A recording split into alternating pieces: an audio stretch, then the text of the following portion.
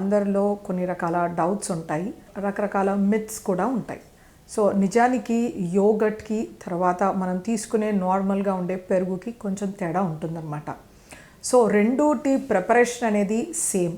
అంటే మనం పాలు మరిగించి చల్లారించిన తర్వాత వాటిలో 1 టీ స్పూన్ ఆఫ్ పెరుగు వేస్తే మనకు పెరుగు సెట్ అవుతుంది.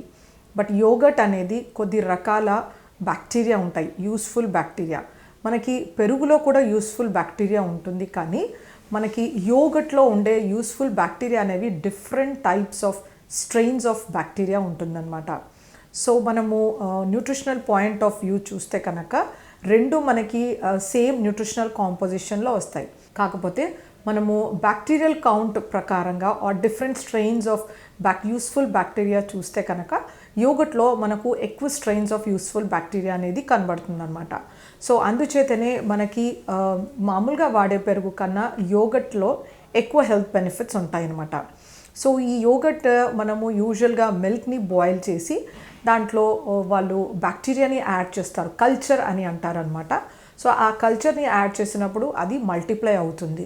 సో ఇది ప్యాక్ చేసి అమ్ముతారనమాట.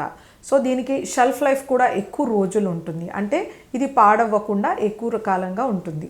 సో వీటిలో కొద్ది రకాల యాడిటివ్స్ యాడ్ చేస్తుంటారు, ప్రిజర్వేటివ్స్ యాడ్ చేస్తుంటారు, కలర్స్ కానీ ప్రిజర్వేటివ్స్ కానీ యాడ్ చేస్తారు.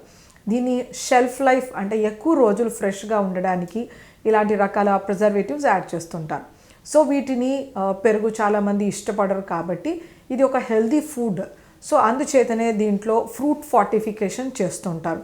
అంటే మనకి మార్కెట్లో రకరకాల యోగట్స్ లభిస్తాయి, ముఖ్యంగా మ్యాంగో యోగట్ కానీ, లేకపోతే బ్లూబెర్రీ యోగట్ కానీ, స్ట్రాబెర్రీ యోగట్ కానీ, ప్లెయిన్ యోగట్ కానీ, ఇలా రకరకాలు ఉన్నాయి. సో మనం చూస్ చేసుకోవాల్సింది ఏంటంటే ప్లెయిన్ యోగట్, గ్రీక్ యోగట్ ఇలాంటివి, ఆర్ ఎనీ బ్రాండ్, మనం ఎపిగమీ కానీ మనకి ఏది నచ్చితే బ్రాండ్ అది తీసుకోవచ్చు. కాకపోతే దానిపైన ఎన్ని కాలనీ యూనిట్స్ ఆఫ్ బ్యాక్టీరియా ఉందో అది మనం చూసుకోవాలన్నమాట. అంత యూస్ఫుల్ బ్యాక్టీరియా కౌంట్ అనేది సరిపోయినప్పుడు ఉండాలి, not less than 1.5 billion colony units అలా ఉండాలన్నమాట. ఈ 1.5 బిలియన్ కన్నా తక్కువ ఉంటే మనం తీసుకోకూడదు. సో మినిమంగా మనకి యూజువల్గా లాక్టోబాసిల్లస్ కానీ రకరకాల స్ట్రెప్టోకోకస్ యాసిడోఫిల్లస్ ఇలాంటివి కనబడుతూ ఉంటాయి ఈ బ్యాక్టీరియా. సో ఇవి చాలా మంచిది మనకి.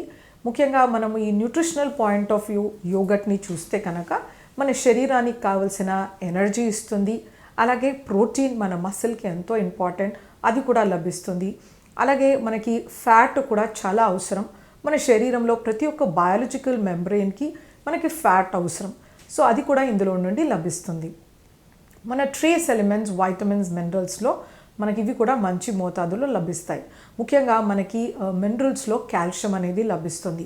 ఈ కాల్షియం అనేది మనకి బోన్ హెల్త్, టీత్ హెల్త్కి ఎంతో మంచిది, ఎముకలకి మరి దంతాలకు.